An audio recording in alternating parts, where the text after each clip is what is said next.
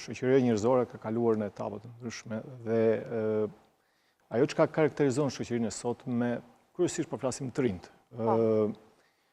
është se ka disa probleme. Shumë ka rënë autoriteti. Nëse deri dje në sistemet, po themi shoqërinë tradicionale, kishe disa institucione të rëndësishme që ishe autoriteti i familjes, i shoqërisë, institucionit fesë, besimit e të tjerë, apo dhe shteti nëse mund të them, shkolla gjithashtu, kishin një lloj autoriteti i cilët impononin disa vlera dhe tregonin një udhëzim moral se si duhet silleshin njerëzit. Kjo sot pothuajse ka rënë. Nuk po themi se ka rënë plotësisht, po ka një rënje të theksuar. Po ashtu ka një shoqëria është dhënë shumë individualiste. Është bërë më tepër egoiste dhe duke qenë se është e tillë, njeriu shikon është dhënë mas një lloj hedonizmi apo se kënaqjes vetvetes, kënaqësisë së shpeshtë materiale.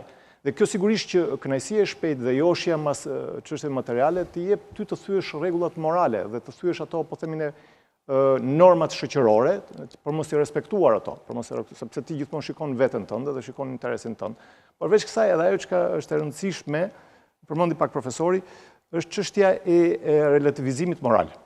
E fjalë, ka një, për shkak postmodernitetit apo efekteve të tjera, arsyeve të tjera, ka një relativizim moral.